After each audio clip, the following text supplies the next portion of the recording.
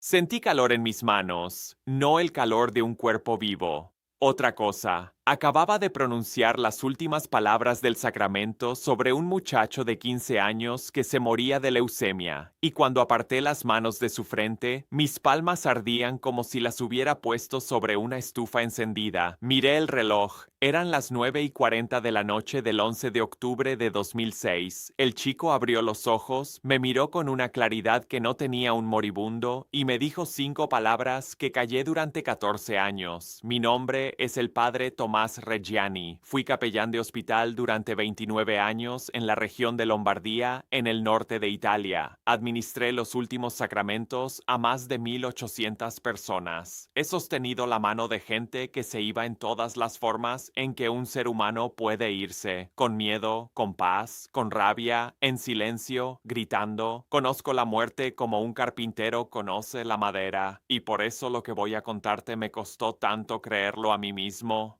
Porque lo que Carlo Acutis me dijo aquella noche, con la voz completamente clara, no violó ningún secreto de confesión. Me lo dijo después del sacramento, con los ojos abiertos, y lo que me dijo, combinado con lo que encontré 14 años más tarde, doblado dentro del forro de mi vieja estola morada, derrumbó todo lo que yo creía saber sobre la frontera entre los vivos y los muertos. Caí de rodillas en un hospital, no aquella noche de octubre, en otro hospital, en otra ciudad, 14 años después, exactamente en el lugar que aquel muchacho me había anunciado. Y mientras caía, entendí por qué mis manos habían ardido. 14 años callé, 14 años cargué con esto como quien carga una piedra en el bolsillo del pecho. Hoy lo cuento todo, desde el principio, sin saltarme nada, porque a mi edad ya no me queda tiempo para guardar secretos que no me pertenecen. Yo me hice sacerdote tarde, a los 31 años. Antes había estudiado 2 cursos de medicina en Pavía, que dejé sin terminar. Esa formación a medias me marcó. Yo era el capellán que entendía los gráficos del monitor, que sabía leer una analítica, que hablaba con los médicos en su propio idioma. Vivía en una habitación pequeña al lado de la capilla del hospital, con una cama, una mesa y una estantería de libros. Y déjame decirte algo que pocos sacerdotes confiesan.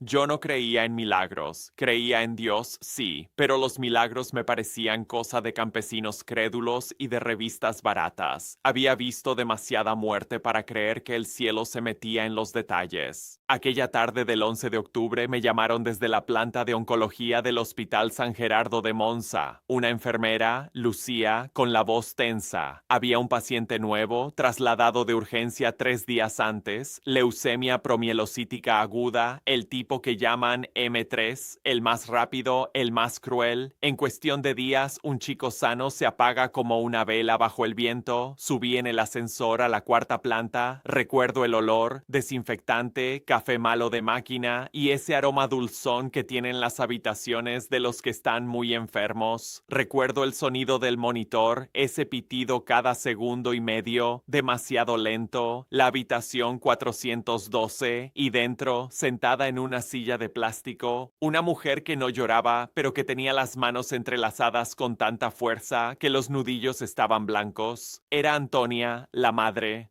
El chico estaba en la cama, incorporado a medias sobre 2 almohadas. 15 años. La piel del color de la cera. Hematomas oscuros en los brazos, donde las plaquetas ya no hacían su trabajo. Una vía en el dorso de la mano izquierda. La leucemia M3 provoca hemorragias internas, y yo sabía, por mis 2 cursos de medicina y por mis años de hospital, que aquel muchacho probablemente no pasaría de la madrugada. Pero había algo que no encajaba, y no lo entendí hasta que me acerqué. Me presenté, le dije que la enfermera me había llamado por si quería recibir la unción de los enfermos, y él me sonrió. No la sonrisa forzada de quien quiere tranquilizar a su madre. Una sonrisa de verdad, ancha, con los ojos vivos. Me dijo, lo estaba esperando, padre, pero no esté triste, yo me voy feliz. Lo dijo un chico que se desangraba por dentro. Lo dijo con una serenidad que yo no había visto en 29 años de capellanía. Y me senté en el borde de la cama, y mientras preparaba los santos óleos, noté la primera cosa rara. La habitación estaba a la temperatura normal de un hospital, unos 22 grados, pero las manos de aquel muchacho muchacho, que deberían haber estado frías por la mala circulación de un cuerpo que se apaga, estaban tibias, calientes casi. Lo atribuí a la fiebre. Los pacientes con M3 suelen tener fiebre. Saqué del bolsillo mi estola morada, la que usaba para los enfermos. Una estola vieja, de 1982, que me había regalado mi obispo el día de mi ordenación. Tenía un forro interior de seda que ya empezaba a descoserse por un costado. La besé, me la puse sobre los hombros y empecé el rito. Fue al terminar, al apartar las manos de su frente, cuando sentí el ardor y cuando él abrió los ojos del todo y me dijo aquellas 5 palabras que voy a tener que hacerte esperar, porque para entenderlas necesitas saber lo que pasó después. Lo que pasó 2 horas más tarde, cuando el cuerpo de aquel chico hizo algo que en 29 años yo no había visto nunca. Aquellas 5 palabras quedaron flotando en la habitación 412 y yo, que era un hombre de medicina a medias y de fe entera, no supe qué hacer con ellas. Las guardé, como guardé, sin saber por qué, un pequeño objeto que el muchacho me entregó antes de cerrar los ojos por última vez. Porque cuando terminé la unción y me disponía a recoger mis cosas, Carlo, porque ese era su nombre, Carlo, aunque entonces para mí solo era un paciente más, estiró la mano hacia la mesilla, cogió un papel doblado en 4, muy pequeño, del tamaño de un sello grande. Estaba sellado con un trozo de cinta adhesiva amarillenta. Me lo puso en la palma de la mano, la misma que todavía me ardía, y cerró mis dedos sobre él con una fuerza sorprendente para alguien tan débil. Guárdelo, padre, no lo abra ahora, sabrá cuándo. Eso fue todo. No dijo dónde guardarlo, no dijo cuánto esperar, sabrá cuándo, y volvió a sonreír. Yo, por no contrariarle, me lo metí en el bolsillo interior de la sotana. Esa misma noche, al llegar a mi habitación, lo deslicé dentro del forro descosido de mi estola morada, ese hueco entre la tela y la seda, pensando que era un sitio seguro y que al día siguiente le preguntaría a la familia qué era aquello. Pero al día siguiente el chico había muerto, la familia se había marchado y el papel se quedó allí, olvidado entre los pliegues de una estola que solo usaba para los moribundos. 14 años estuvo ese papel a pocos centímetros de mi corazón cada vez que ungía a un enfermo. 14 años, y yo sin saber lo que decía. Salí de la habitación 412 pasadas las 10 de la noche. Le dije a Antonia que rezaría, que volvería por la mañana. Bajé a la capilla del sótano y me senté en el primer banco. Mis manos seguían tibias, no ardiendo ya, pero tibias, como si las hubiera lavado con agua caliente. Las miré bajo la luz. Nada, piel normal, las venas de un hombre de 53 años. Pero el calor estaba ahí, por dentro. Hacia las 11:30 no podía dormir. Volví a subir a la 4ª planta con la excusa de ver cómo seguía la familia. Y fue entonces cuando Lucía, la enfermera, salió de la 412 con una expresión que no le había visto nunca. Padre, venga, tiene que ver esto. No es normal. El monitor marcaba lo que tenía que marcar en un paciente terminal de M3. Presión baja, oxígeno cayendo, el corazón empezando a fallar. Eso era lo esperable. El problema era otro. El problema era la temperatura. Lucía me señaló la pantalla del termómetro timpánico, el que se mete en el oído. Marcaba 39 grados con 2 décimas. Fiebre alta, sí, normal en estos casos. Pero ella había tomado la temperatura 40 minutos antes y marcaba 37,8. Y 40 minutos antes de eso, 37,2. La temperatura subía. En un cuerpo que se está apagando, que pierde calor, la temperatura subía. Será el aparato, le dije. Cogí otro termómetro, uno de contacto frontal, de los que usábamos en aislamiento. Lo pasé por la frente del chico, 39,3. Cambié de aparato otra vez, el digital de la enfermería, calibrado esa misma semana. Lo sé porque el sello de calibración estaba pegado al lateral con la fecha del 9 de octubre, 39,4. Y ahí el problema dejó de ser un termómetro estropeado. Si los 3 aparatos coincidían, lo que tenía delante no encajaba con ninguna fisiología que yo conociera. Un cuerpo en fallo multiorgánico no genera más calor, genera menos. La sangre se retira de las extremidades. La temperatura central cae. Es la ley de la muerte. Y aquel cuerpo la estaba rompiendo. Llamamos al médico de guardia, el doctor Ferrante. Un hombre escéptico, cansado, de los que han visto de todo. Miró los registros, frunció el ceño, repitió la medición él mismo con su propio aparato de bolsillo. 39,6. Hizo lo que hace un médico cuando no entiende algo. Buscó una explicación mecánica. Sepsis, infección masiva, una tormenta de citoquinas que dispara la temperatura en las últimas horas. Pasa a veces, dijo, pero su voz no estaba convencida y sus ojos tampoco.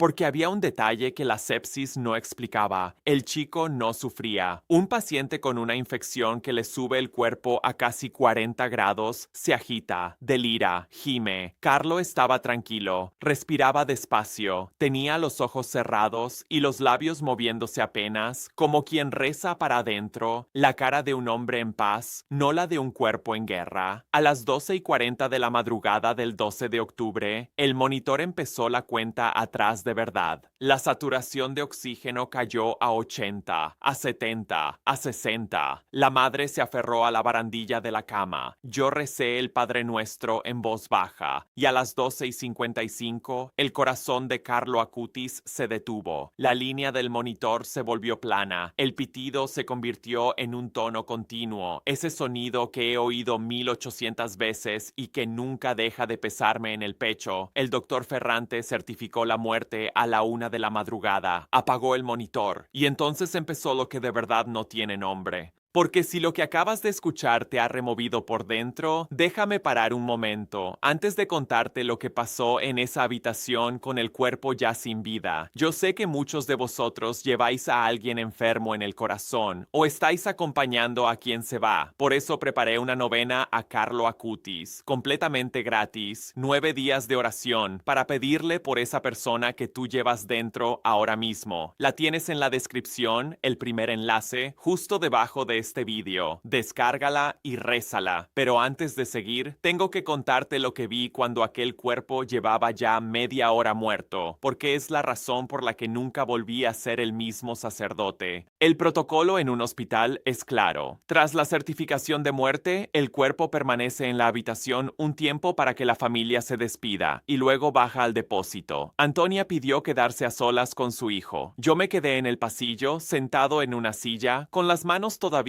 tibias y aquel papel doblado pesándome en el bolsillo sin que yo entonces le diera importancia. A la 1:30, Antonia salió. Tenía los ojos secos. Me dijo algo que se me clavó. Está más caliente que cuando vivía, padre. Tóquele la frente. Y se fue a llamar a su marido por teléfono, al pasillo del fondo. Yo entré. El cuerpo de Carlo estaba como lo habíamos dejado, incorporado sobre las almohadas. Le toqué la frente. Antonia tenía razón. Estaba caliente, no tibio. Caliente, 30 minutos después de la muerte clínica. Volví a coger el termómetro digital calibrado. Lo apoyé en la frente. Esperé los 3 segundos. 37,1 grados.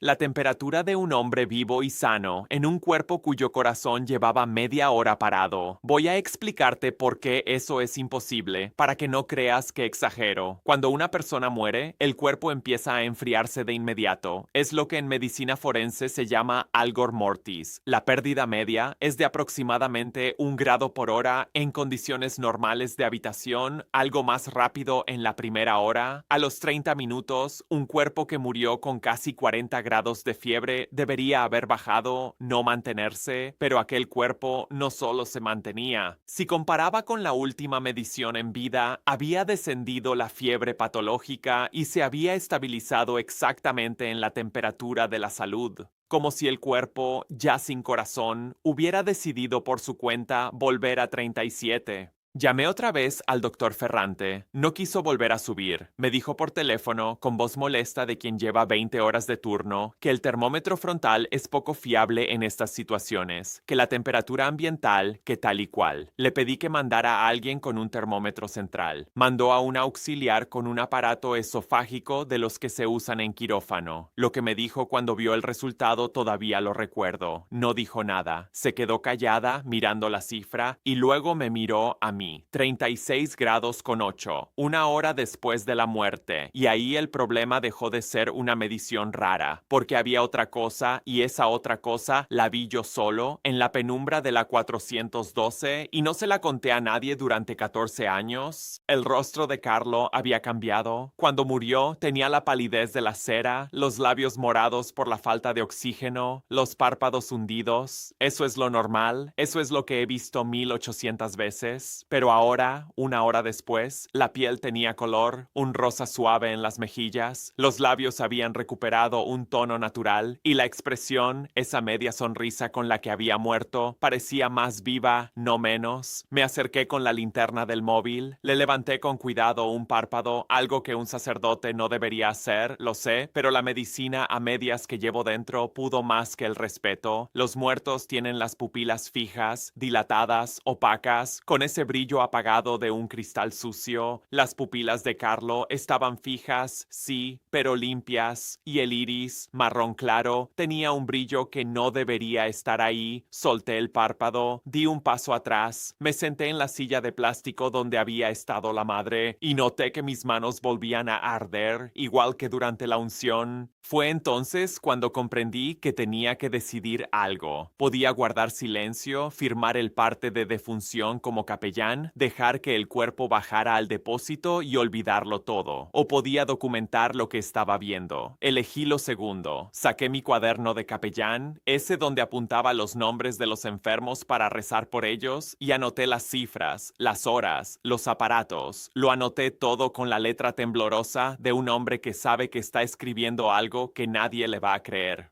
Y cuando terminé de escribir, levanté la vista y descubrí algo peor que el calor y peor que el color. Sobre la mesilla, junto al vaso de agua, había una estampa de la Virgen que la madre había dejado, y la estampa, de papel barato, plastificado, estaba combada por el calor, como si hubiera estado apoyada contra un radiador. Pero no había ningún radiador cerca. El único foco de calor en aquella habitación era el cuerpo de un chico de 15 años que llevaba más de 1 hora muerto. Esa noche no dormí. A las 4 de la madrugada bajé a la capilla y me arrodillé. Yo, que no creía en milagros. Yo, que había enterrado a los crédulos con una sonrisa condescendiente. Estaba de rodillas en un suelo de mármol frío, con las manos ardiendo, pidiéndole a Dios que me explicara qué había pasado en la 412. Y no obtuve respuesta. No esa noche. La respuesta tardaría 14 años. Por la mañana volvió el padre del chico, un hombre alto, derrumbado por dentro, pero entero por fuera. Hablé con ellos en la salita de familiares, y fue Antonia quien, entre el papeleo y las llamadas, me contó quién era su hijo. Y mientras hablaba, yo empezaba a entender que aquel paciente que yo había ungido no era un chico cualquiera. Carlo, me dijo, rezaba el rosario todos los días desde los 7 años, iba a misa diaria, pero lo que más me sorprendió fue lo otro. Era un genio de la informática, con 12, 13 años, programaba y había usado esa habilidad para algo que yo nunca habría imaginado en un adolescente. Había construido, él solo, un sitio web, un catálogo de los milagros eucarísticos de toda la historia, de todo el mundo, apariciones, hostias que sangran, prodigios reconocidos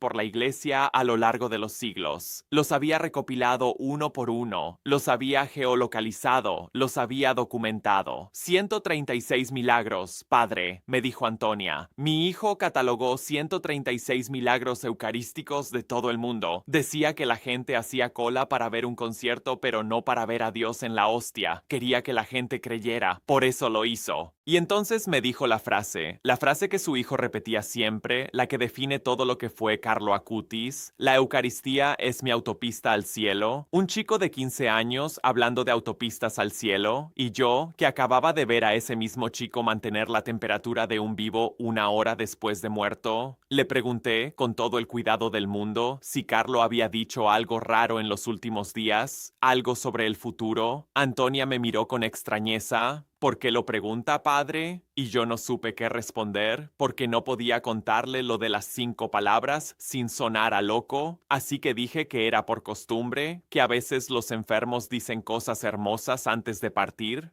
Ella se quedó pensando, y luego dijo algo que me heló la sangre. Sí, dijo una cosa rara. Dijo que ofrecía todo su sufrimiento por el Papa y por la Iglesia. Y dijo otra cosa. Hace 3 días, cuando llegó al hospital, dijo, no voy a salir de aquí, pero no pasa nada, porque desde aquí se ve mejor el camino. Y dijo que un día lo verían entero, que su cuerpo lo verían entero, que su cuerpo lo verían entero. Yo no entendí esa frase. La anoté en mi cuaderno, junto a las temperaturas, y seguí con mi vida. Tardaría 13 años en entender qué quería decir aquel muchacho con que verían su cuerpo entero, y cuando lo entendí, tuve que sentarme. Los días siguientes intenté ser un hombre racional. Busqué explicaciones. Hablé con un médico forense conocido, sin dar nombres. Le planteé el caso como hipotético. Un cuerpo que mantiene 37 grados 1 hora después de la muerte, en una habitación a 22. Me dijo que era imposible salvo en casos de golpe de calor extremo o intoxicación por ciertas sustancias, ninguno de los cuales aplicaba. Le pregunté por el color de la piel, por las pupilas. Me dijo que el rigor y la lividez empiezan en las primeras horas, que la piel pierde color, no lo gana, que lo que yo describía no tenía explicación fisiológica. Padre, ¿está seguro de lo que vio?, me preguntó. Y yo, por primera vez en mi vida, no estuve seguro de poder confiar en mis propios ojos. Decidí que necesitaba un segundo testigo, alguien con autoridad médica que hubiera estado allí, y recordé a Lucía, la enfermera. La busqué 3 días después, la encontré en la cafetería del hospital y le pregunté, sin rodeos, qué recordaba de aquella noche. Lo que me contó añadió una capa que yo no había visto. Lucía me dijo que ella, antes de la muerte, había puesto las manos del chico en posición, cruzadas sobre el pecho, porque empezaba a tener espasmos, y me dijo que al tocarlas, notó algo extraño, no el frío de un moribundo, calor, pero no solo eso. Me dijo, padre, le va a parecer una locura, pero las manos le olían, no mal, al revés, olían a flores, a rosas, diría yo. Pensé que la madre le había puesto colonia o algo, pero no había ninguna colonia. Olor a rosas en las manos, las mismas manos que yo había sostenido sin darme cuenta, las mismas que habían tocado mi palma al entregarme el papel, y de pronto entendí que el ardor de mis manos podía no ser una impresión mía, podía ser real. Algo había pasado de aquel cuerpo a mis manos. Le pregunté a Lucía si lo había contado a alguien. Me dijo que no, que tenía miedo de que la tomaran por histérica, que en oncología ya tienen bastante con los que se vienen abajo.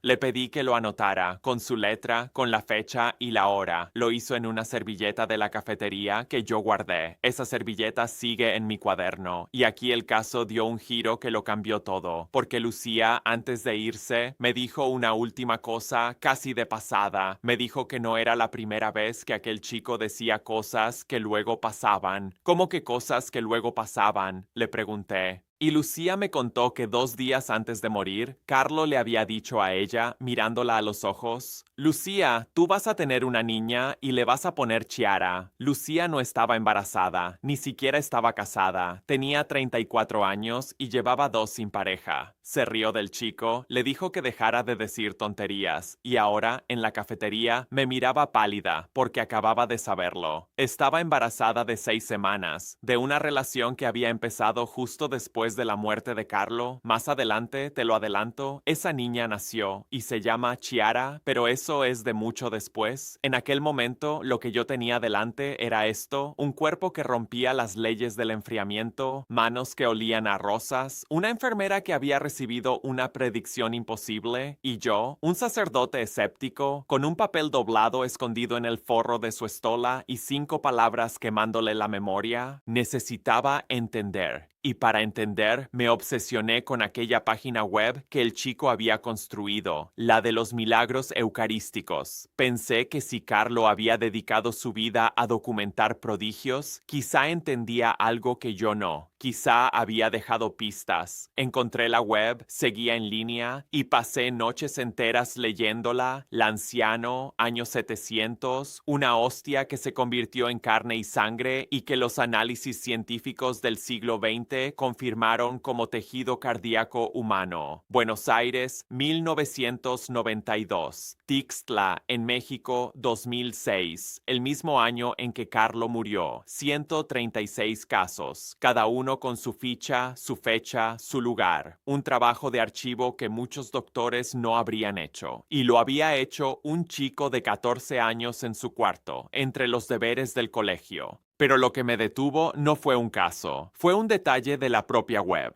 En la sección de presentación, Carlo había escrito su lema, y junto al lema, una frase suya que decía: "Todos nacemos originales, pero muchos mueren como fotocopias". Y debajo, otra: "Estar siempre unido a Jesús. Ese es mi proyecto de vida". Aquel chico no había muerto como una fotocopia. De eso ya no me cabía duda. Pasaron los meses. Pasó 2007. Yo seguía con mi trabajo de capellán, ungiendo enfermos, enterrando muertos, pero algo en mí había cambiado. Cada vez que me ponía la estola morada, sentía el bulto del papel en el forro y cada vez me decía que un día lo abriría. ¿Sabrá cuándo?, había dicho Carlo, y yo no sabía cuándo, así que esperaba, y entonces ocurrió lo del olor. Fue casi un año después, en septiembre de 2007. Yo estaba ungiendo a una anciana en la planta tercera, una señora de 89 años con un cáncer terminal. Me puse la estola, y al inclinarme sobre ella, la habitación se llenó de olor a rosas, intenso, inconfundible. Miré alrededor buscando flores, no había. La anciana, que llevaba días sin hablar apenas, abrió los ojos y dijo: "Qué bien huele", y murió esa noche, en paz. Volvió a pasar. No siempre, pero a veces, cuando me ponía aquella estola para ungir a un moribundo, el olor a rosas aparecía. Y comprobé algo: solo pasaba con esa estola, la vieja, la de 1982, la que tenía el papel de Carlo cosido en el forro. Cambié de estola a propósito durante un mes, nada. Volví a la vieja, el olor regresó. Aquí cerré una pregunta que llevaba meses sin resolver. El ardor de mis manos aquella primera noche, el olor en las manos de Carlo que describió Lucía, el olor que ahora salía de mi estola. Todo estaba conectado por el mismo hilo. Aquel papel, aquel objeto que el chico me había puesto en la palma. No me atreví a abrirlo, pero empecé a llevarlo conmigo como quien lleva una reliquia que no entiende. Y un día, rezando ante el sagrario de mi capilla, comprendí el patrón. Carlo había dedicado su vida a los milagros eucarísticos, a la presencia de Cristo en la hostia, y los fenómenos que rodeaban su cuerpo y su recuerdo, el calor, el color, el olor a rosas, eran los mismos que la Iglesia documentaba en los santos a lo largo de los siglos. El olor a rosas tiene hasta un nombre: olor de santidad. Yo lo había leído en los libros y siempre lo había tomado por leyenda piadosa. Ahora lo tenía metido en mi propia estola. Y desde aquel día, te confieso una cosa, empecé a rezar de otra manera. Conseguí un rosario hecho en memoria de Carlo, con las cuentas en forma de pequeña rosa, como las flores cuyo olor me perseguía. No hace milagros, no es una reliquia, no quiero engañar a nadie. Es sencillamente mi manera de rezarle cada mañana, de tener cerca a aquel muchacho que me cambió la fe. Lo dejé también en la descripción, el primer enlace, debajo del vídeo, por si tú quieres llevarlo contigo o regalárselo a alguien que esté pasando por lo que pasaba aquella madre. Llega a cualquier país, pero lo que descubrí la primavera siguiente cambió incluso la forma en que rezaba con él. Porque en 2008 recibí una carta. Venía de Asís, de la diócesis. Sin que yo lo supiera, alguien del hospital había informado de los fenómenos. No yo. Probablemente Lucía o el doctor Ferrante en algún momento de duda. La diócesis estaba empezando a recibir testimonios sobre Carlo Acutis, sobre gracias atribuidas a su intercesión, y querían saber si yo, como capellán que le administré los últimos sacramentos, tenía algo que aportar. Y aquí tomé la decisión que más me ha pesado. Dije que no había nada extraordinario que contar. Tuve miedo de que me tomaran por un cura fantasioso, miedo de las 5 palabras que no sabía explicar, miedo de un papel que no me atrevía a abrir. Guardé silencio, y ese silencio duró 12 años más. Pero había algo que no me dejaba en paz, porque cuando investigué un poco más, supe que el cuerpo de Carlo había sido enterrado en Asís, en el cementerio, en 2006, y que la causa de beatificación avanzaba. Y leí entonces, en un documento de la diócesis, la frase que la madre me había dicho aquella mañana en la salita de familiares, la frase que yo había anotado y no entendido: su cuerpo lo verían entero. En 2019, la Iglesia exhumó el cuerpo de Carlo Acutis para el proceso de beatificación. Es lo habitual. Se examinan los restos y lo que encontraron lo leí en la prensa una mañana de octubre, sentado en la cocina de mi residencia, con el café enfriándose en la taza. El cuerpo, tras 13 años bajo tierra, fue hallado en un estado que las autoridades calificaron de íntegro. Lo trasladaron a la Basílica de Santa María de los Ángeles en Asís y lo expusieron a la veneración pública, vestido con vaqueros, una sudadera y zapatillas, un santo en zapatillas, y miles de personas empezaron a hacer cola para verlo, que su cuerpo lo verían entero. Un chico de 15 años, en una cama de hospital, había anunciado lo que pasaría con su propio cuerpo 13 años después de morir. Dejé la taza en la mesa, las manos me temblaban.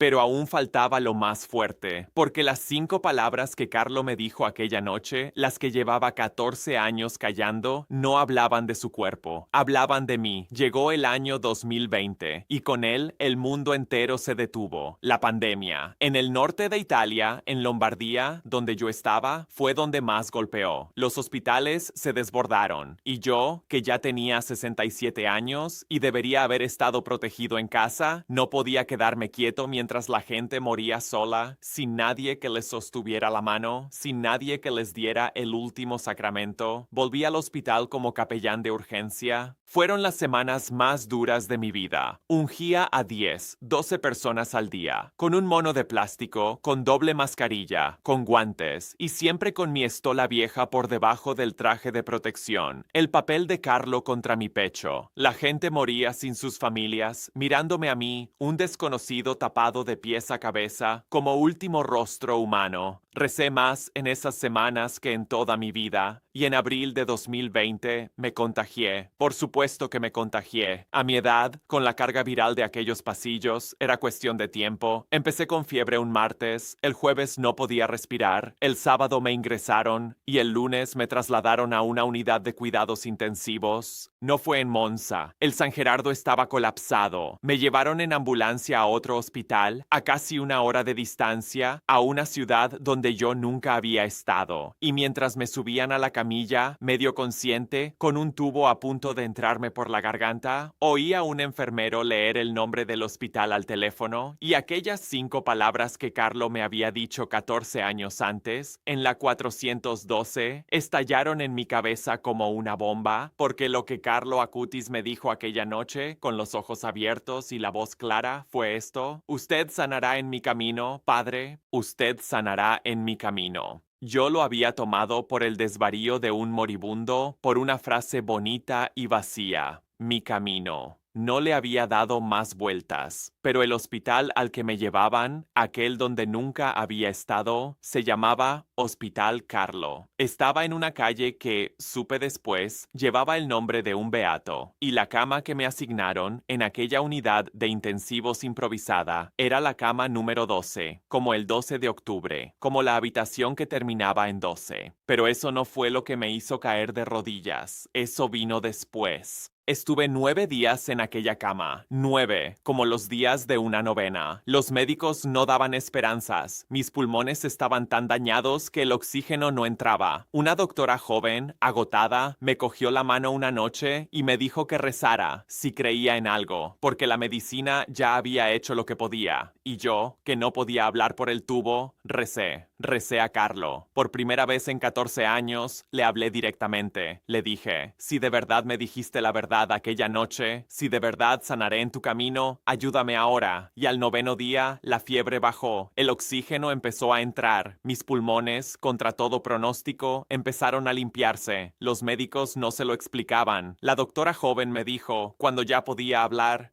Padre, usted no tendría que estar vivo. Lo siento, pero es la verdad. No sé qué le ha pasado. Yo sí lo sabía, y supe que había llegado el momento. Sabrá cuándo, había dicho el chico. Lo supe. Le pedí a una enfermera que me trajera mis cosas, la bolsa con la ropa que llevaba al ingresar, y allí, doblada, estaba mi estola vieja. La había llevado puesta bajo el mono el día que me ingresaron, y alguien la había guardado. Con dedos todavía débiles, busqué el forro descosido, y saqué el papel doblado en 4, con su trozo de cinta amarillenta, intacto después de 14 años. Me temblaban las manos como me tiemblan ahora al recordarlo. Despegué la cinta, desdoblé el papel. Era una hoja pequeña arrancada de un cuaderno escolar con renglones y dentro había una caligrafía adolescente, redonda, escrita a bolígrafo azul. Decía esto, palabra por palabra, y lo he leído tantas veces que lo sé de memoria. Padre, cuando lea esto ya habrá pasado. Usted se enfermará de los pulmones y se curará en un hospital con mi nombre, en una cama, el día 9.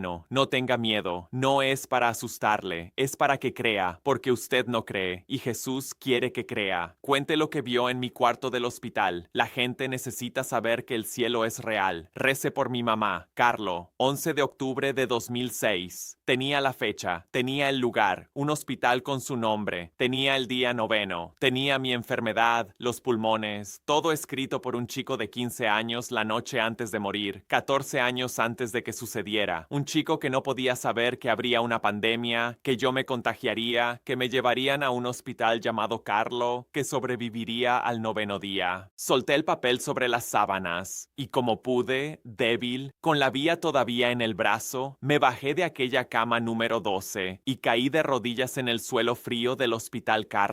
Lloré como no había llorado en toda mi vida de sacerdote. Lloré por aquel muchacho, por mi incredulidad de 14 años, por todos los enfermos a los que había ungido sin creer del todo en lo que mis manos transmitían. Y mientras lloraba, la habitación se llenó de olor a rosas. Sé exactamente lo que estás sintiendo ahora mismo, porque yo lo sentí en aquel suelo, en aquel lugar exacto que Carlo me había anunciado 14 años antes. Si después de escuchar esto quieres tener a Carlo cerca cada día, sostener algo entre las manos cuando reces por los tuyos, por un enfermo, por un hijo, por ti, ese rosario del que te hablé está en la descripción, el primer enlace, debajo del vídeo, cuentas en forma de rosa, hecho para rezar con calma, para regalar a una madre, a una hija o para guardarlo tú. Es una edición limitada, bendecida en el santuario y llega a todo el mundo. Y antes de despedirme, tengo que contarte dónde estoy hoy y qué hice con esa carta, porque es lo último que Carlo me dejó por hacer. Salí de aquel hospital 3 semanas después. Caminaba despacio, con un bastón, pero caminaba, y traía conmigo una misión que un muerto me había encargado por escrito. Cuente lo que vio.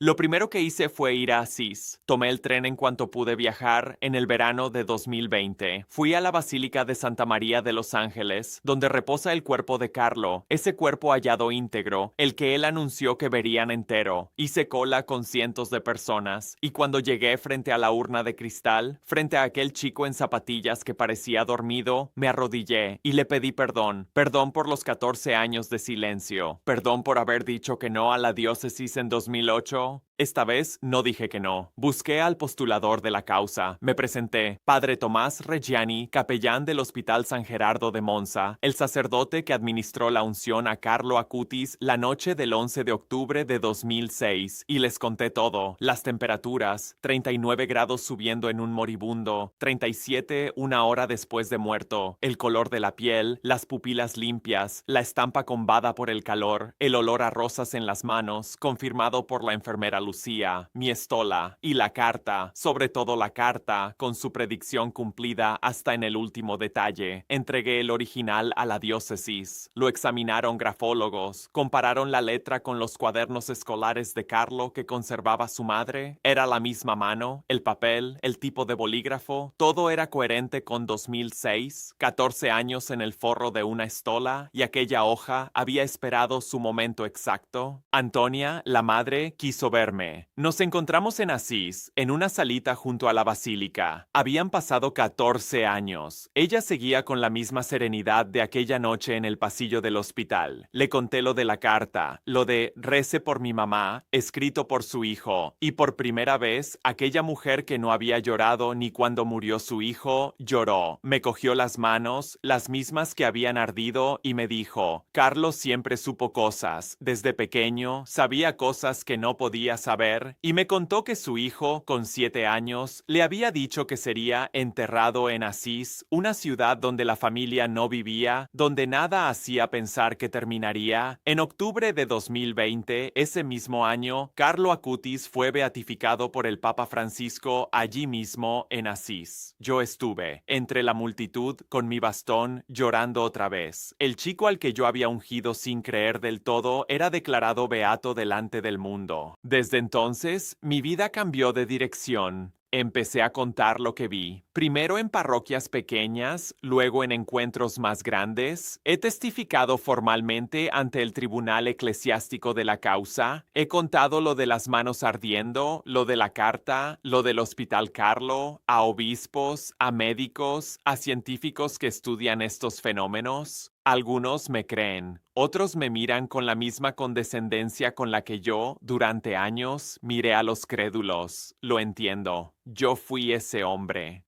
Y déjame contarte el último detalle, el más reciente, el que me trajo hasta aquí, hasta este momento en que te hablo. En septiembre de 2025, Carlo Acutis fue canonizado, declarado santo por el Papa León XIV en el año del jubileo. San Carlo Acutis, el primer santo de su generación, el santo de los jóvenes, el santo de Internet, en vaqueros y zapatillas. Yo estaba en la plaza de San Pedro aquel día, y cuando el Papa pronunció la fórmula de canonización, juro que la plaza entera, por un instante, olió a rosas. Quizá fueron las flores del altar, quizá fue mi imaginación de viejo, o quizá fue él diciéndome que había hecho bien en hablar. Y ese mismo día, en la plaza, se me acercó una mujer con una niña de la mano. Era Lucía, la enfermera. La niña tenía 15 años. Se llamaba Chiara, exactamente como Carlo le había dicho que se llamaría, 2 días antes de morir, cuando Lucía ni siquiera estaba embarazada. Hoy tengo 72 años. Doy gracias cada mañana por estar vivo, porque según la medicina no debería estarlo. Cada día rezo con mi rosario de cuentas en forma de rosa, y cada día, antes de dormir, releo la copia de aquella carta. La original está en Asís, en el archivo de la causa, y cada día le doy gracias a un chico de 15 años que vio mi enfermedad 14 años antes de que ocurriera, que me eligió a mí, un viejo escéptico, para que el mundo supiera que el cielo es real y que se mete en los detalles, en las temperaturas, en los nombres de los hospitales, en el día noveno. Si este testimonio te ha marcado tanto como marcó mi vida entera, te pido una sola cosa. Suscríbete a este canal y comparte este video con alguien que necesite escucharlo, con alguien que esté enfermo, con alguien que haya dejado de creer. En este canal seguimos recogiendo las huellas que Carlo dejó por todo el mundo. Y si quieres llevarte algo de esta historia, en la descripción tienes la novena gratuita para rezarle estos 9 días y el rosario del que te hablé, por si quieres tenerlo cerca o regalarlo. Reza, comparte y mantén viva su memoria. Carlo decía que la Eucaristía era su autopista al cielo. Yo viví 14 años convencido de que la muerte era una pared. Él me enseñó que es una puerta. Las huellas del cielo están en todas partes. Solo hay que saber mirar.